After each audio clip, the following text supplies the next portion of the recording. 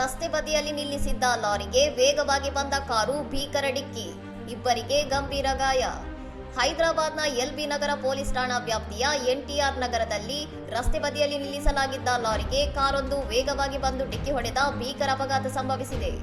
ಲಾರಿಗೆ ಕಾರು ಡಿಕ್ಕಿ ಹೊಡೆದ ರಭಸಕ್ಕೆ ವಾಹನದಲ್ಲಿದ್ದ ಇಬ್ಬರು ಪ್ರಯಾಣಿಕರು ತೀವ್ರವಾಗಿ ಗಾಯಗೊಂಡಿದ್ದಾರೆ ಎಂದು ವರದಿಗಳು ತಿಳಿಸಿವೆ.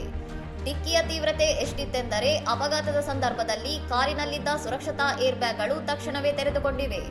ಏರ್ ಬ್ಯಾಗ್ಗಳು ತೆರೆದುಕೊಂಡ ಹೊರತಾಗಿಯೂ ಕಾರಿನಲ್ಲಿದ್ದ ಇಬ್ಬರು ಪ್ರಯಾಣಿಕರಿಗೆ ಗಂಭೀರ ಸ್ವರೂಪದ ಗಾಯಗಳಾಗಿವೆ.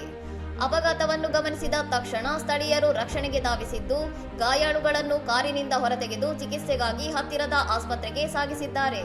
ಸ್ಥಳೀಯರಿಂದ ಮಾಹಿತಿ ಪಡೆದ ಎಲ್ಬಿ ನಗರ ಪೊಲೀಸರು ಸದ್ಯ ಘಟನಾ ಸ್ಥಳಕ್ಕೆ ಭೇಟಿ ನೀಡಿದ್ದು, ಅಪಘಾತದ ಕುರಿತು ಪ್ರಕರಣ ದಾಖಲಿಸಿಕೊಂಡು ತನಿಖೆ ನಡೆಸುತ್ತಿದ್ದಾರೆ.